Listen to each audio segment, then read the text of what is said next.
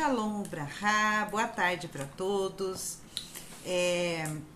Pergunte ao Rabino. E a nossa pergunta de hoje foi do nosso grupo, nosso querido amigo da ONG Erson. Ele perguntou sobre idolatria, na questão das imagens, né? Porque não podemos fazer imagens. Daí ele disse, minha dúvida é, quanto se essa parte de esculpir e ou desenhar também se aplica no ambiente virtual, animação 3D, jogos de videogame e até mesmo desenhos animados, sendo realizados de maneira virtual. Isso também se enquadra como idolatria, Rabino? Shalom, Ubrahá, nós já colocamos na moldura para vocês saberem que isso não se enquadra como idolatria.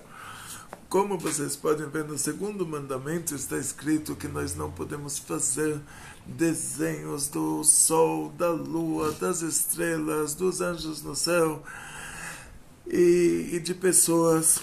E nos livros judaicos, nos livros, principalmente os livros dedicados às crianças, direcionados ao público infantil, você vai encontrar desenho do sol, da lua, das estrelas.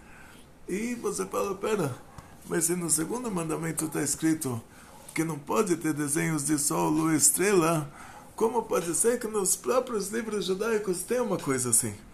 E não só isso, nós vemos na época da Mishnah, tinha o Tribunal Rabínico de Jerusalém, que se chamava Sanedrin. Eles eram 71 sábios, e numa época o Rabban Gamaliel, ele era o presidente do Sanedrin, e naquela época, para começar o mês judaico, nós teremos que receber duas testemunhas que eles viram a lua nascer. Eles vinham testemunhar no tribunal, no Sanedrin, testemunhar que a lua nasceu.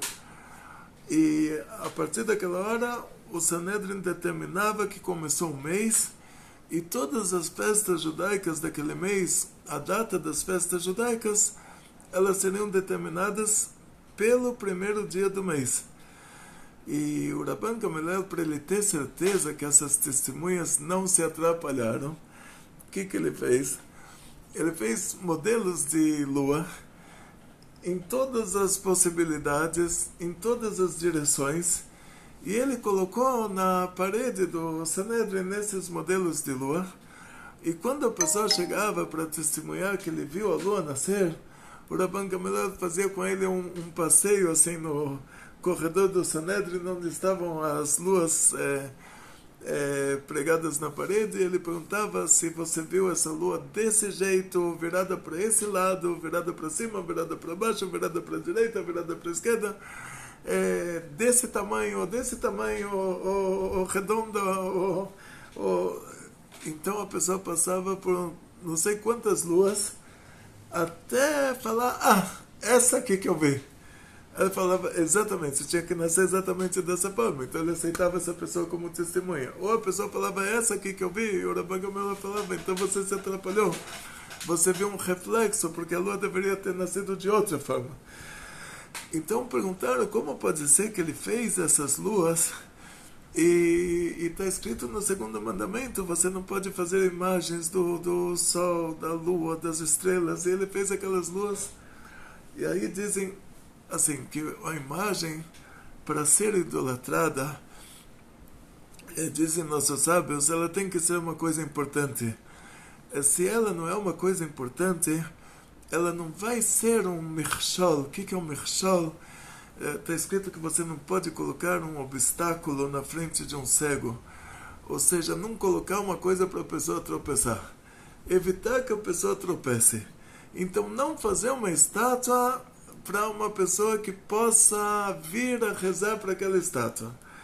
Então, por causa disso, em primeiro lugar, as estátuas são classificadas o que seria uma estátua importante para que a pessoa viesse a ter um teste, assim, a se sentir atraído a idolatrar aquela estátua. Disseram nossos sábios, se a estátua é somente o busto da pessoa, não é o suficiente para alguém idolatrar aquilo. E se é uma coisa de um material que não é um material nobre, não é um metal, não é uma pedra, não é uma madeira nobre, mas vamos dizer uma bonequinha. Esses bonequinhos. De biscuit. Biscuit. Então a criança leva o bonequinho, inclusive eu vi na casa da Rabanit de Lubavitch, ela tinha uns bichinhos assim, uns passarinhos de vidro, de louça, que era há uns 70 anos atrás, isso era uma coisa muito bonita. Sim. Então a pessoa pegou um bonequinho, imagina, eu vou deixar esse bonequinho na porta de casa. Posso ter certeza que se alguém roubar isso, vai roubar para dar para a criança dele, para brincar, e a criança vai levar para o banheiro e vai montar, desmontar. Ninguém vai roubar isso para colocar no altar e rezar para isso. Porque não é uma coisa importante, não é uma coisa que a pessoa vai considerar que ele vai chamar isso de o Deus dele e sem pensar em que ele tem um problema psiquiátrico. Então, para ser um teste para alguém em relação à idolatria, tem que ser uma imagem feita de um material que não é um brinquedinho de crianças, não é um material didático como as luas do Rabban Gamaliel. E, em outras palavras, vamos nos aprofundar mais nesse assunto e perguntar por que a Torá está preocupada que Deus me livre, alguém vai rezar para a estátua. Você sabe que um boi não reza para a estátua, uma vaca não reza para a estátua. Por que a Torá se preocupa que Deus me livre, que um ser humano vai rezar para a estátua? De onde surgiu essa necessidade fisiológica do ser humano de rezar para a estátua? Aí nós vamos para o começo do mundo, quando Deus criou o Adão e a Eva, e Hashem, Deus deu para eles um mandamento só, e é um mandamento: não faça. Você está no mundo da ação, Hashem falou para ele, vai ter uma ação que você não vai poder fazer. Se você fizer essa ação, todo esse mundo vai se tornar perecível, você vai morrer, tudo vai morrer. É uma ação que você não pode fazer. Todas as outras ações no mundo da ação você vai poder fazer, mas uma ação você não pode fazer. E qual era essa ação? Hashem falou para ele, ele não vai poder comer uma fruta do Etz Hadat. E para que a pessoa possa cumprir um mandamento não faça, tem que ter um teste. O mandamento faça, como eu sei que você cumpriu o mandamento faça? Porque você fez. O mandamento não faça, como eu sei que você cumpriu? Não fez. Você não fez porque você estava ocupado com outra coisa. Você não tem como falar, chegar lá em cima e falar, eu não assassinei. Eu cumpri o mandamento, faça de não assassinar. Você não assassinou, porque nunca você esteve numa situação que Deus me livre. Mas agora imagina uma menina que engravidou do namorado, e ela agora está com vergonha da sociedade, e ela chega em casa e ela conta essa história para a mãe, e agora a mãe entra num teste. A menina fala, olha, eu quero tomar uma pílula e abortar. Mas qual o problema? Até no comecinho ainda está em dúvida se a pessoa existe ou não existe. Mas é que o problema é que a menina só descobre depois de 3 meses que ela já tem uma criança. Não é a pílula do dia anterior que ainda não sabe o óvulo fecundado se é considerado uma coisa que existe uma pessoa, não, mas ela descobriu isso tarde demais, numa etapa que já é considerado para nós um assassinato. E aí a mãe dela fala, vou te ajudar, não se preocupa, essa criança vai ser para mim como se fosse minha própria filha, ou meu próprio filho, que eles ainda não sabem exatamente o que vai ser. E a mãe fala, não assassine a sua criança, eu te ajudo, eu te dou todo o suporte, depois você vai ficar muito feliz. Aí essa mãe pode chegar lá em cima e falar, olha, eu não assassinei. Porque ela tinha a oportunidade de falar para a filha, realmente eu te pago o médico, você vai lá, ele te dá uma pílula lá, não sei onde eles colocam essa pílula, né? não sou, não estudei, Deus me livre. E falam que você teve um aborto espontâneo. Então, o médico sai dessa maneira, né? Ele fala, olha, ela chegou aqui no ginecologista, ela teve um aborto espontâneo e ele só preenche o relatório e acabou. Mas essa mulher que ela convenceu a filha de não assassinar a criança, ela pode falar que ela vai chegar lá em cima e ela vai falar que ela cumpriu o mandamento de não assassinar. A mesma coisa em relação a não roubar. Como você cumpre o mandamento de não roubar? A gente já passou por situações assim, né? Que a pessoa liga pra gente e fala, que legal, vocês são uma ONG.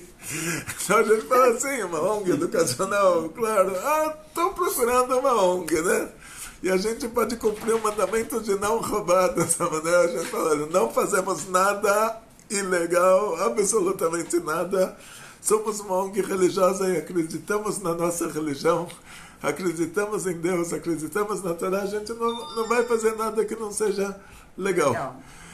Então a gente pode falar que cumprimos o mandamento de não roubar.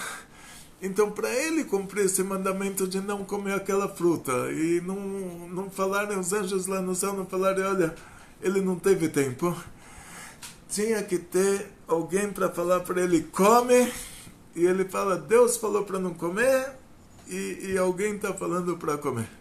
Então, vou ver a quem? Tenho que ver a Deus. Então, baixou lá o anjo da morte, que ele é o responsável por esses testes, e ele se identificou com a cobra, que é o animal mais traiçoeiro. E a cobra era um animal irracional e não falava, e foi criado no 5º dia da criação. E baixou o anjo da morte, baixou na cobra, e a cobra começou a falar. Ela estava com encosto, começou a falar. E foi lá, se identificou com a mulher, porque a raiz do aspecto feminino da alma é a Binah, que dá origem à Gvurah. Então, na Sefirot, tem esse assunto que a Binah, ela é ligada à origem do aspecto feminino da alma. Então, esse anjo da morte, ele é ligado ao Gvurah. Ele é o extremo da Gvurah. Ele é tipo a Gvurah que caiu no precipício e foi lá, mais fundo do que isso não existe. Então, da mesma maneira, ele já tinha baixado na cobra, já estava falando lá muito bem, estava convencendo todo mundo, foi lá, conversou com a mulher, falou, olha, o dia que... Não, ele falou da seguinte maneira, ele falou assim, eu estava aqui, esse mundo sempre existiu, a ciência, o mundo sempre existiu, eu estava aqui desde o começo, eu estava aqui do lado dessa árvore, alguém chegou aqui, comeu essa fruta e virou Deus. E ele não quer concorrência. Então ele está falando para você não comer, porque ele não quer que você vire Deus também. Ele não quer concorrente. Então, o Adão e a Eva, eles acharam que eles comendo aquela fruta, eles vão virar Deus. Então eles fizeram uma auto-idolatria. Eles comeram aquela fruta com essa intenção que eles vão comer e vão virar Deus. No lugar de falar para a cobra, Deus falou para não comer, e uma cobra está falando para comer. Eu tenho que ouvir a quem? Tenho que ouvir a Deus ou ouvir a cobra? Mas não, eles achavam que eles iriam virar Deus. Na hora que ele comeu aquela fruta, ele já trouxe para toda a descendência dele essa impureza da cobra, que diz, o Zohar chama isso de impureza da cobra, a sujeira da cobra, né? Zoamata Nahash, a sujeira da cobra, que é uma sujeira espiritual que ele trouxe para a alma dele, que a partir dessa hora que ele fez a maior transgressão do mundo, ele assassinou o mundo inteiro morre por causa disso, e ele fez isso para virar Deus, ele se auto-idolatrou. Então a partir dessa hora ele vai trazer para todos os descendentes deles, que somos nós seres humanos, todos somos descendentes do Adão, não tem ninguém que veio de outro planeta, não tem ninguém que não é filho de Noé, não tem ninguém que não é descendente de Adão e Eva. Então ele trouxe para todos nós essa vontade de fazer idolatria, essa necessidade fisiológica de fazer idolatria. Então a pessoa tem fome tem sede, tem necessidade de uma mulher ter um marido e tem uma necessidade de rezar para uma estátua. Tudo dentro do mesmo padrão. Quer dizer, a pessoa nasce já com essa necessidade fisiológica, ele quer idolatrar alguma coisa. Porque isso é a sujeira da cobra. Isso é a coisa espiritual que foi causada pela idolatria do Adam Rishon, que isso é hereditário. Então o ser humano, você vai para qualquer país que você for, você quer fazer um turismo, vão te falar, olha, tem aqui a catedral disso, a catedral daquilo, estátua daqui, estátua de lá. Você vai para a Indonésia, tem os templos budistas. Você vai para a França, tem a igreja de não sei das quantas. E aonde você for, você pega o guia turístico do lugar, sempre vai ter templo disso e templo daquilo, igreja daqui, igreja de lá. O ser humano tem a necessidade fisiológica de fazer idolatria. Agora estamos nos aproximando da festa de Purim. E a Esther, quando precisava conversar com o rei para anular um holocausto, o Deus me livre, o governo do Irã da época, o Irã antigamente se chamava Pérsia. Hoje é Irã, mas é a mesma língua, o mesmo idioma, o mesmo povo, as mesmas pessoas não trocaram de povo lá. O Sanherib, que trocou os povos, ele veio antes disso, né? O Irã de hoje é a Pérsia de antigamente, e naquela época eles queriam fazer um mega holocausto, assassinar todos os judeus de 127 países, que era o mundo inteiro na época. Naquela época não tinha Brasil, não tinha Estados Unidos, não tinha Europa. O mundo inteiro era Pérsia. E o mundo inteiro ia do Vale do Rio Indo até o Sudão, Mihodo Vet Kush. Do Vale do Rio Indo, que é o Rodo, até o Kush, que é onde tem as pirâmides do Sudão, uma coisa assim. Não era Etiópia, era Sudão, antes da Etiópia. Então, vocês imaginam o tamanho de um holocausto desses. O holocausto da Europa, que os alemães assassinaram os judeus europeus, Deus me livre, já foi uma tragédia tão grande, mas ainda tinham judeus em outros países. Judeus do Brasil não passaram pelo holocausto. Judeus da Síria não passaram pelo holocausto. Judeus do Líbano não passaram pelo holocausto. Agora, imagina, o holocausto da Pérsia era um holocausto abrangente. Todo mundo, todos os judeus iam morrer lá. A Esther, para anular aquele decreto, ela falou para Mordecai, você faz um jejum com todos os habitantes da cidade de Shushan, todos os habitantes judeus, toda a comunidade judaica, faz um jejum e, no mérito desse jejum, eu tenho um plano para anular esse holocausto. Aí o Mordecai fez um jejum com todos os judeus de Shushan Abirá, a capital da Pérsia, e a Esther entrou no rei. Ela não tinha sido chamada um mês, e a pessoa que entrava no rei sem ser chamado, se o rei não estendesse o cedro dele para aquela pessoa, os soldados matariam a pessoa. Para dar um exemplo para os 127 países, que aqui o governo é uma coisa séria. E a Esther, ela jejuou 3 dias. Então imagina a cara dela.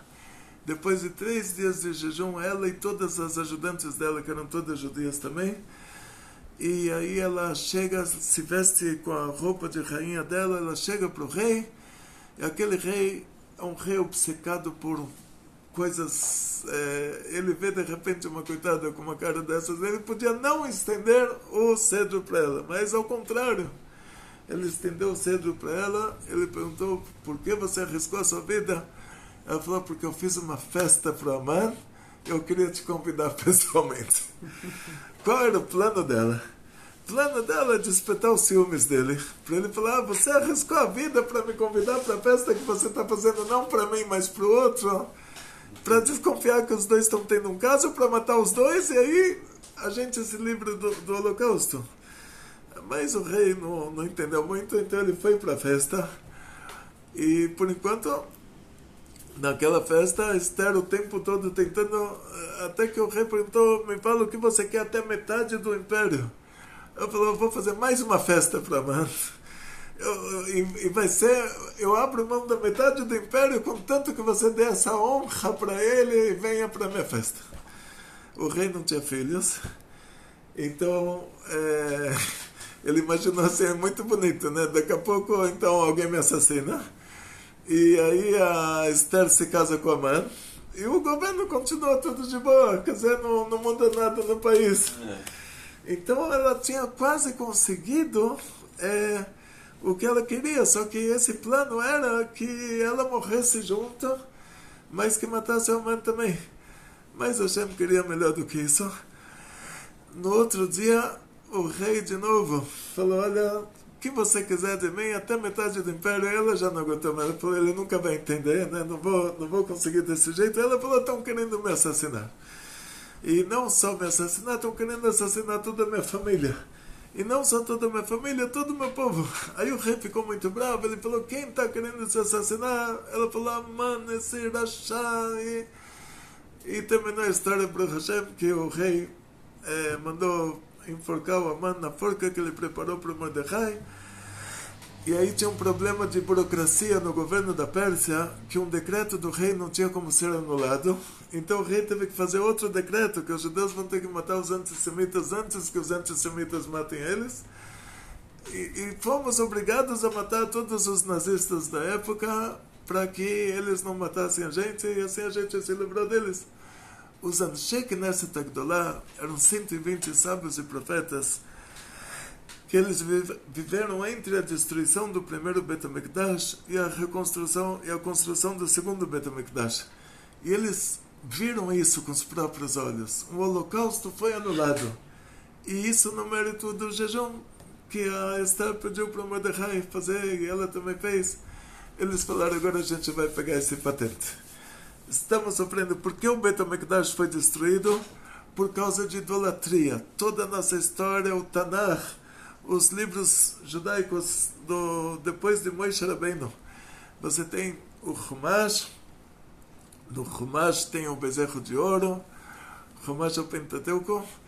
Depois do Pentateuco tem o livro de Josué, depois o Shoftim, os Juízes, e você pega do livro do Sefer Yoshua até o Megillat Esther, até a época do Anshe Knesset Agdolá. Leia todos aqueles livros, você vai ver que a gente só fez idolatria, muita idolatria, a ponto de o Bet HaMikdash ter sido destruído por causa de idolatria. Então o que eles fizeram? Patente. Eles falaram assim, então vamos fazer como a Esther fez. A gente faz 40 jejuns. E depois de 40 jejuns, vamos pedir para Hashem tirar de nós essa inclinação que o Adão Arishon causou. Isso que a pessoa nasce com ela, esse tesão por idolatria, como você fala, não sei em português a palavra, essa inclinação, essa vontade, essa paixão, não sei que palavra que tem. Tem pessoas que conseguem soltar um palavrão assim, mas eu não é todo palavrão que eu quero, mas assim, obsessão. Como a pessoa ela nasce com um neném, ele chora, pergunta por que o neném está chorando, está com fome.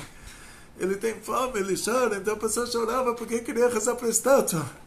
E nós vemos assim casos com os reis da Judeia, os reis de Israel, nós vemos casos assim absurdos. Você vê que a pessoa era uma pessoa normal e Deus me livre, termina lá tudo numa grande idolatria.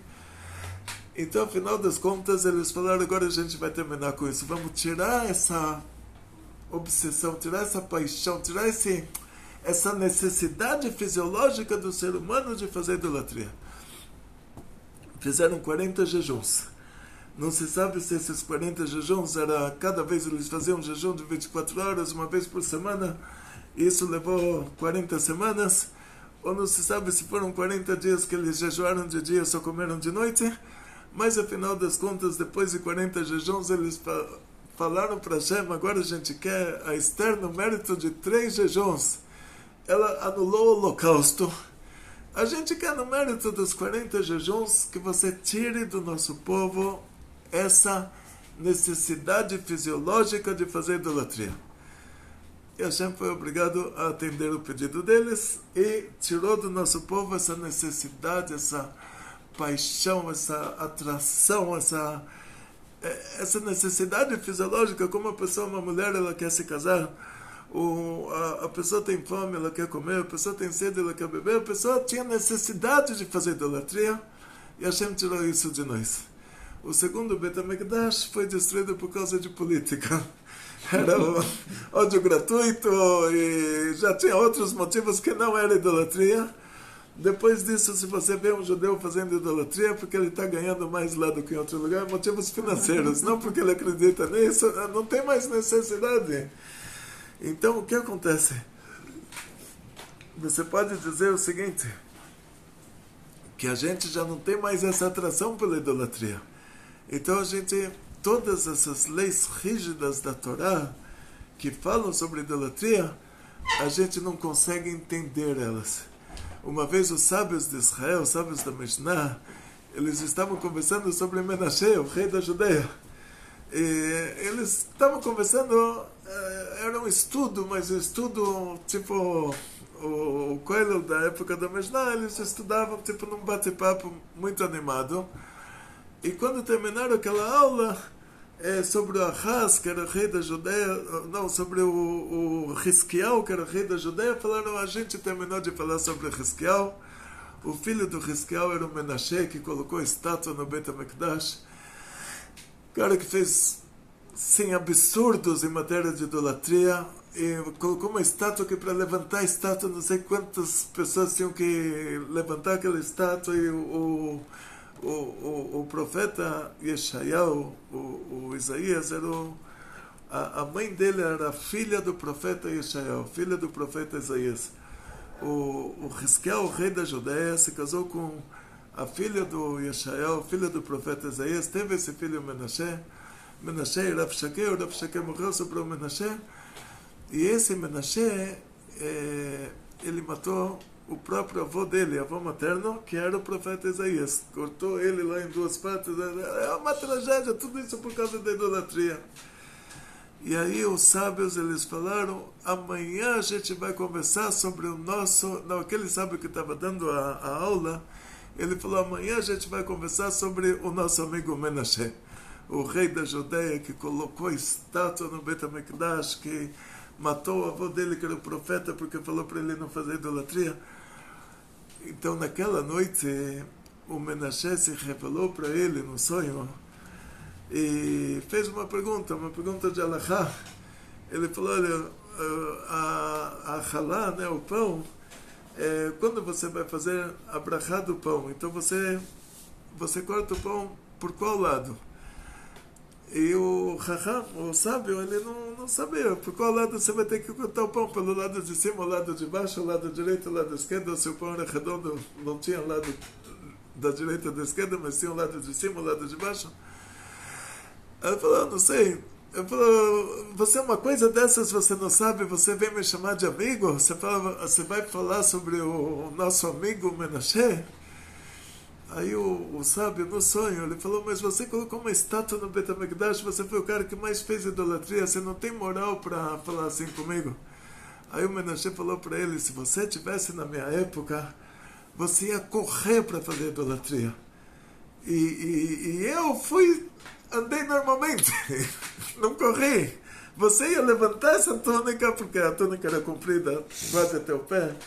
Então, a pessoa para correr, é como uma mulher para correr, levanta a saia até o joelho, né? Então, a pessoa para correr tinha que levantar a túnica. Ele falou, você ia levantar a túnica para correr, para se prostrar na frente de uma estátua, e eu andei normalmente. Então, assim, o Menashe já falou para o sábio da Gemara, da Mishnah, que ele não tem ideia do que era essa vontade de fazer idolatria. Então imagina a gente 2000 anos depois, a gente não tem ideia mesmo. A gente vê que a Torá fala sobre idolatria. Toma cuidado, você vai fazer uma estátua e alguém vai chegar e vai rezar para isso. A gente não tem ideia. A gente fala, pô, vou colocar uma estátua no jardim, uma pessoa vai chegar, o jardineiro vai se ajoelhar na frente da estátua. Na época do Menashe, sim, o jardineiro iria se ajoelhar na frente da estátua. E aí a Gemara traz para a gente as regras de qual estátua se trata. Por causa disso, hoje em dia a gente não poderia fazer uma estátua de uma pessoa inteira. Uma estátua de uma pessoa inteira que fosse de um material importante. Material nobre. Então, isso continua sendo proibido para a gente fazer. Então, por quê? Porque mesmo que o nosso povo já não tem mais esse Yetzer Hara para idolatria, e mesmo que na época da Mishnah, eles já não tinham esse Yetzer Hara para idolatria, a ponto de o Menashe falar para ele: se você tivesse na minha época, você ia levantar a túnica e correr para se ajoelhar na frente de uma estátua. Mesmo que a gente não tem mais esse Yetzer Hara, mas a mitzvah continua, a mitzvah permanece. Então, vou contar para você, já que eu estou falando sobre o Menashe, eu não vou falar nosso amigo, que eu não quero que ele apareça para mim de noite, né? Não. Mas estou falando sobre o Menashe, o rei da Judeia. Tem uma história muito, muito legal. Tinha o Rabbi Levi Yitzhak de Berdichov.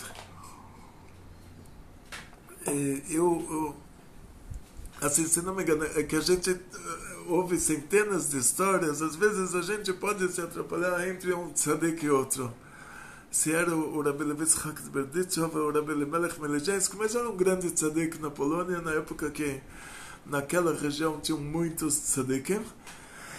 E esse tzadik, ele tinha um Gabbai, e o Gabbai, ele era o responsável pela Hevra Kadisha. Hevra Kadisha é a sociedade sagrada. Hevra Kadisha, a sociedade sagrada, que eles são os responsáveis pelo cemitério. Então, essa Hevra Kadisha, eles eram os responsáveis pela tzedakah da cidade, e eles tinham uma lei que se a pessoa falecia e a família não tinha como sobreviver sem o dinheiro do marido, então a Hevra Kadisha iria patrocinar essa família, iria dar dinheiro para a esposa, para os filhos, até eles conseguirem, até as crianças crescerem, começarem a trabalhar, ela ia viver na conta da Hevra Kadisha. Mas esse regulamento tinha uma cláusula: se a pessoa se suicidar, aí a esposa dele não tem direito a receber nada, nem a esposa nem as crianças, porque eles não queriam motivar, não queriam incentivar a pessoa que está no desespero. E é uma época que, se você não tinha dinheiro para comprar comida, você via suas crianças passando fome, eles não queriam que a pessoa encontrasse isso como solução, falasse: que legal, vou me matar, a minha esposa vai receber um salário da Hevra Kadisha, as crianças vão ter o que comer, vou estar fazendo uma boa ação. Para que isso não acontecesse, eles fizeram essa regra. Eles falaram: de jeito nenhum, a pessoa que se suicida não vão receber um centavo, vai ser enterrado fora do cemitério e a família dele não recebe tzedakah nenhuma. E naquela época o Gabbai do Rebbe, ele fazia parte dessa Hevra Kadisha, tipo, uma pessoa que a opinião dele lá era levada em conta. E aconteceu que num domingo, numa missa na matriz da cidade, entrou um judeu com um martelão no meio da missa e foi quebrando todas as estátuas, e os poloneses ficaram muito bravos e fizeram lynch, mataram ele. E claro, deu um escândalo na cidade. E como pode ser uma coisa assim? A pessoa entrou com o martelo no meio da missa e começa a quebrar todas as estátuas, e os poloneses ficaram muito bravos e assassinaram ele, e terminou tudo assim numa grande tragédia. Naquela noite o Gabbai veio conversar com o Rebbe, porque a Hevra Kadisha, eles viram isso como suicídio. Eles falaram: se essa pessoa entrou com o martelo no meio da missa, quebrou as estátuas, ela queria morrer, os poloneses iriam matar ele. Então ele já estava sabendo que ele ia ser morto. E na hora que o Gabbai está chegando, o Gabbai foi convidado para essa reunião da Hevra Kadisha para determinar que a pessoa se suicidou, que a esposa dele não vai receber um centavo. Na hora que ele estava chegando no Rebbe, de noite ele vê o Rebbe saindo com uma vela, assim aquelas lamparinas, e junto com o Rebbe tinha um rei do Oriente, com aquelas roupas orientais, uma coisa assim fora do comum. Os dois saíram e de repente o Gabai olha, ele está vendo uma pessoa só. Cadê o rei? O rei desapareceu. Aí o Gabai pergunta para o Rebbe, me fala, quem que era esse rei? Aí o Rebbe falou, ninguém viu ele, só você. Então, quer dizer, você precisa saber então quem que ele era. Por isso que foi mostrado para você. Então, vou te contar. O rei da Judeia, o Menashe, ele colocou uma estátua dentro do Beit HaMikdash. Deus me livre, assim, o que ele fez pela idolatria, assim, a dedicação e o empenho que ele teve pela idolatria, foi uma coisa muito grande. E foi decretado para ele o castigo da alma dele, o castigo dele foi decretado que cada geração ele vai nascer e ele vai ter que morrer quebrando as estátuas. E ele era essa pessoa, quer dizer, ele nasceu para isso. Chegou uma hora já que na natureza dele, sendo que essa alma voltou para o mundo para isso, então chegou uma hora que essa alma já não aguentou mais, ela falou, tenho que quebrar todas essas idolatrias.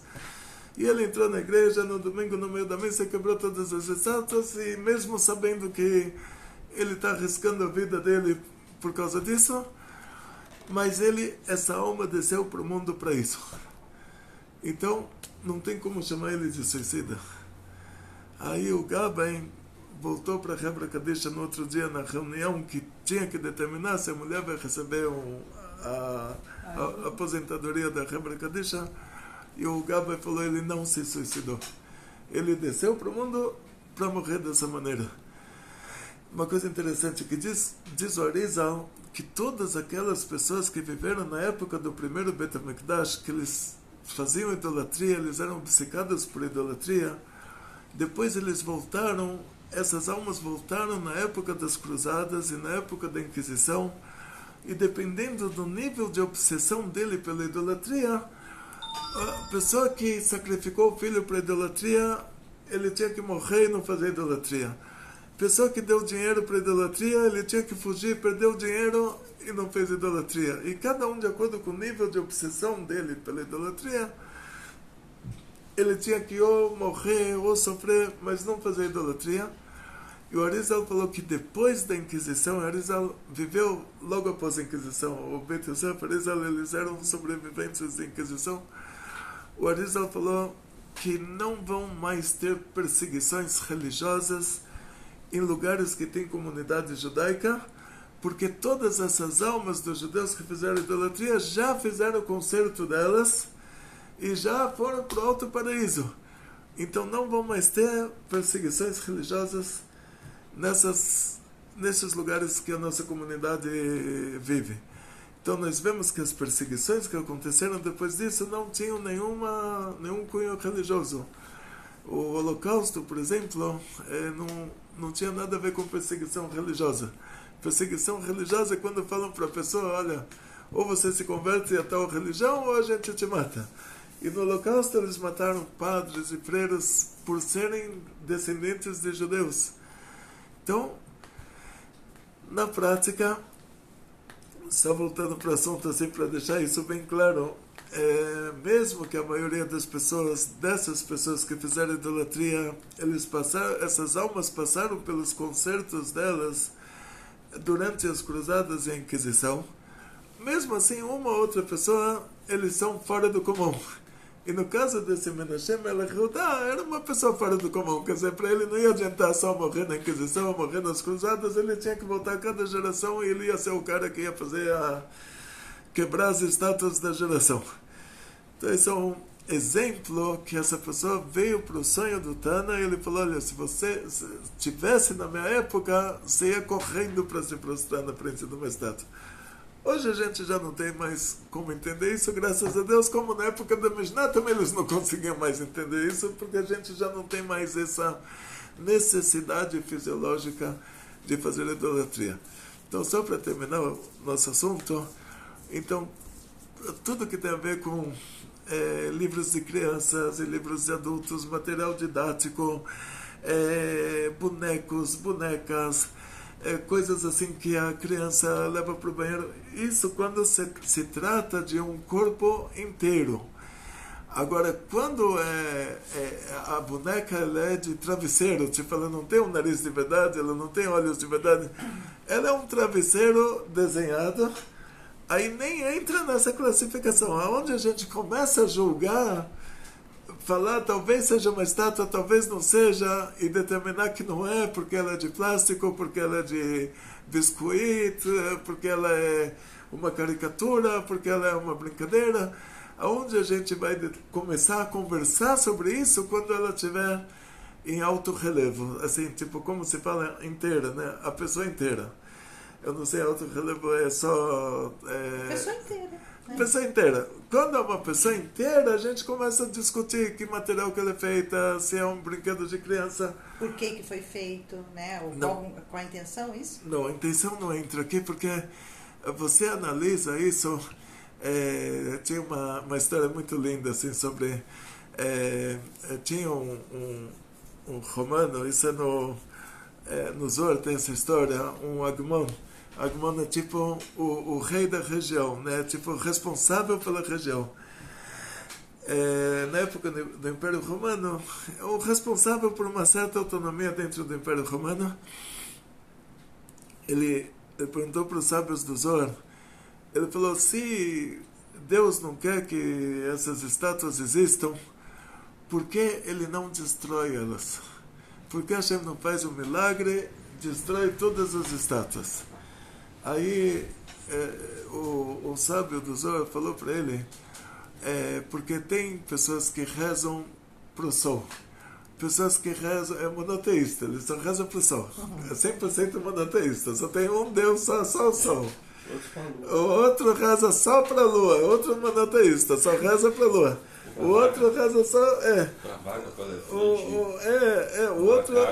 o outro reza só para a montanha, para tal montanha. Então ele fala, olha, Deus vai destruir o mundo por causa desses idiotas, por causa desses sem noção. Então por que não destrói só as estátuas? Porque aí o cara que reza para a lua vai falar que é o Deus dele que destruiu a estátua. Então, ou destrói tudo, ou não destrói nada. Porque se destruir uma parte, essa pessoa que da parte que não foi destruída, tipo o cara que reza para o sol. Se Deus destrói uma estátua, ele vai falar, tá vendo? O sol que é Deus destruiu a estátua.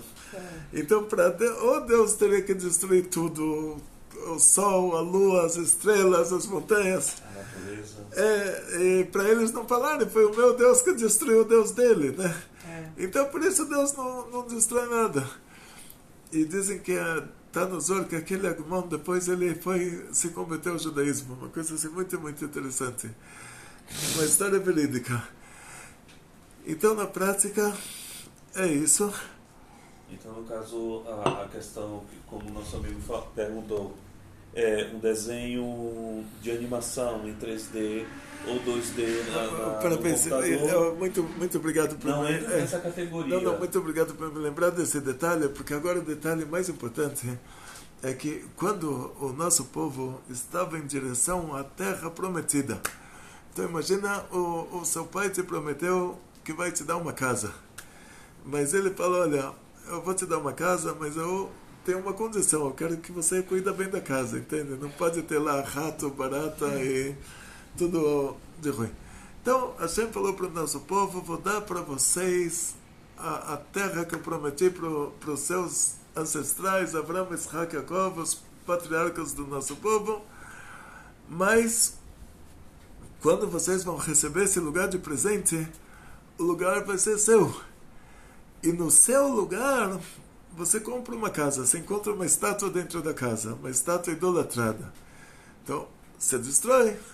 Então, Hashem falou, a terra vai ser de vocês. Então, vocês têm que destruir todos os deuses que tem lá e apagar os nomes deles. Por isso que a gente não pode citar o nome. Tem rabino que dá aula e fala o nome explícito da idolatria. Você fala JC, não fala o nome por extenso, né? Não pode falar o nome por extenso, porque Na Torá está escrito que tem que apagar os nomes desses deuses.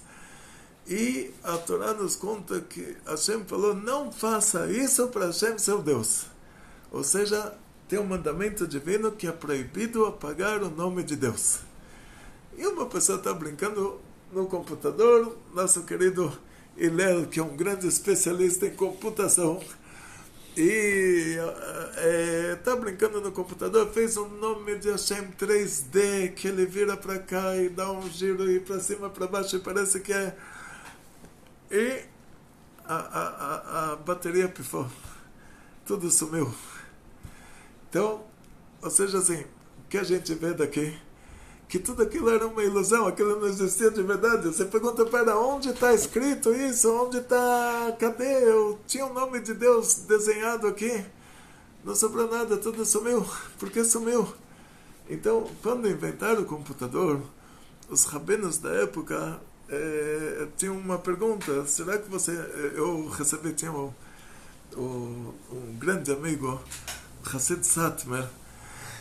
Ele viajou para o Crown Heights e ele comprou para mim um CD com todos os livros de Rabat. Então, nesse CD, você coloca o CD no computador, aí certos livros, tipo o Sidur, aí aparece o nome de Hashem. Para você virar a página, então você está pagando o nome de Hashem, porque você está virando a página. Então, será que é considerado que você apagou o nome de Deus ou não? Então, Alachá Lemassé, todos os rabinos falaram, é considerado só se você consegue pegar isso com a mão. Se você tem esse nome desenhado, lapidado, escrito. Agora, se é uma luz, que o formato da luz é nome de Deus, e de repente essa luz apaga, você vê que era só uma luz com todos esses efeitos, todos esses efeitos, o espectro. Então isso não é considerado escrita, isso não é considerado lapidado, isso não é considerado nada. É uma irrealidade. Irrealidade, são efeitos da luz. Então, por causa que até em relação ao nome de Deus, isso não é considerado que você escreveu o nome de Deus, se você escreveu isso no 3D no computador, quanto mais essas outras coisas que a classificação delas é material didático, assim, é brinquedo de criança, que até se elas fossem reais, elas seriam consideradas um brinquedo, não seria uma coisa que uma pessoa daria importância para idolatrar aquilo. E então, quanto mais que agora é no computador, que não é uma coisa real. Então não tem problema nenhum em relação a isso. Uau.